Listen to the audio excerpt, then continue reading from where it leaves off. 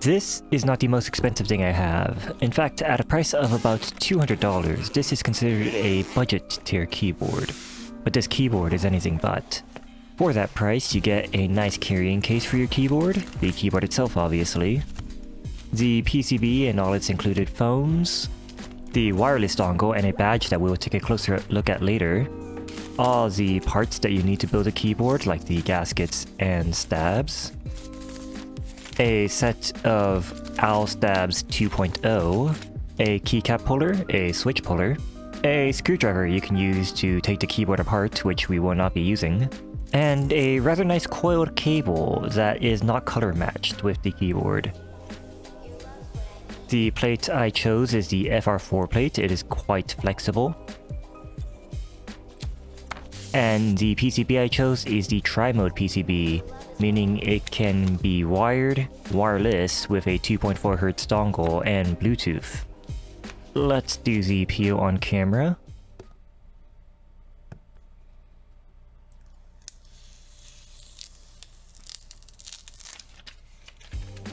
The badge itself is magnetic and it just pops right into the back of the keyboard. To get into the keyboard, all we have to do is remove the 8 screws on the back using an H1.5 bit. I will be using my Keep Monkey electronic precision screwdriver set.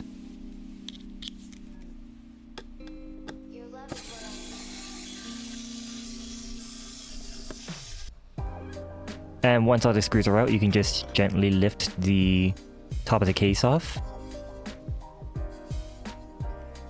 Underneath the plate foam, you can see another weight, and underneath that weight, you can find the 2 batteries that are included if you got a wireless PCB. The weight itself is not substantially heavy, but it is quite nice.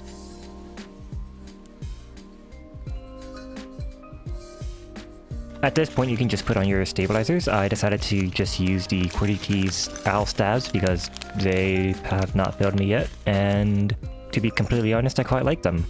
This PCB doesn't use a traditional gasket mounting system. Instead, it uses these rubber little grommets. It comes with 2 varieties you can choose from. The black ones are quite stiff and they don't go down very much, and the white ones are much softer and will compress all the way. To install the gaskets, you just insert them into the grommets in the sides of the PCB. For my switches, I've chosen to go with KNC's Clackbits. They are a long pole linear switch, and part of the proceeds go to charity. So I figured while I was wasting all my money on a hunk of metal and plastic, I might as well pretend I'm doing something good for the world. This is the lubed sound.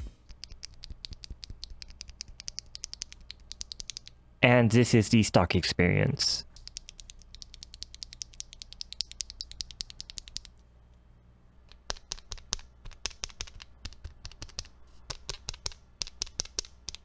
It is quite scratchy stock, so I do recommend you lube these switches or buy them hand lubed. Once you have your switches installed, you can just plug your PCB into the daughter board, though I do recommend having the connection facing the other way, unlike what I did on video, and that will save you hours and hours of debugging trying to figure out what's wrong.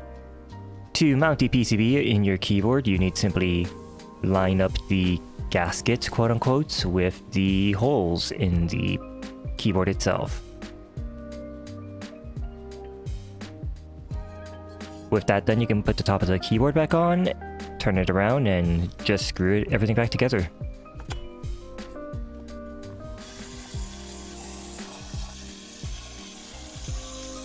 I took the badge off earlier, so I didn't damage it in any way, but let's put it back on.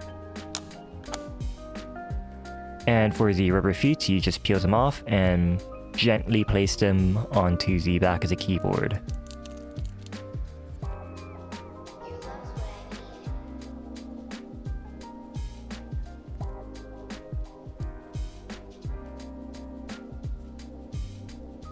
With the back of the keyboard done, let's put on our keycaps, and for this I've chosen GMK Civilizations, not because this is what's going to stay on the keyboard, but because my GMK Frost Switch Round 2 will not be arriving for quite some time, and I thought this would be the next best fit.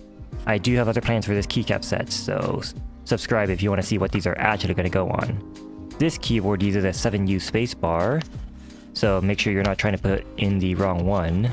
And to insert your keys, just place them on top of the switches and press down gently.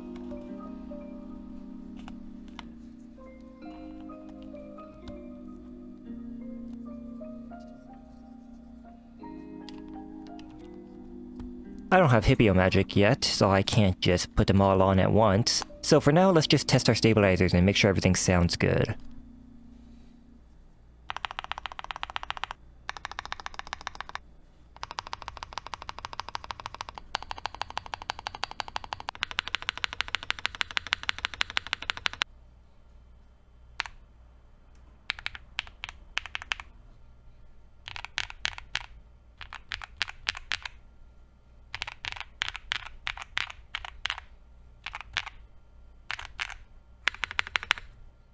I think that sounds quite nice, but let's see how it does in a typing test. Please keep in mind that I'm not used to typing on a normal keyboard or in QWERTY, so don't judge me.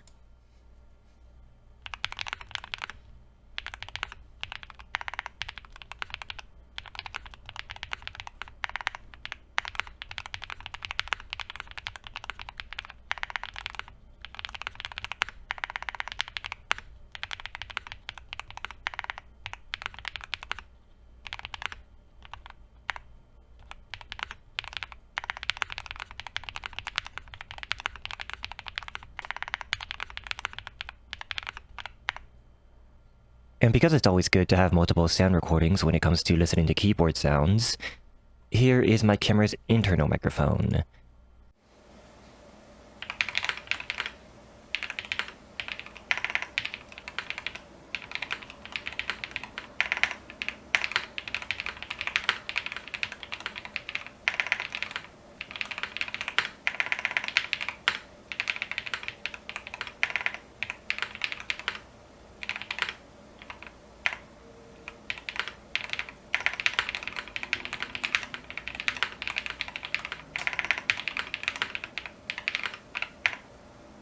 So what do you think of this build? Should I just keep these keycaps on this keyboard? I have other plans for these, but honestly it's kinda growing on me.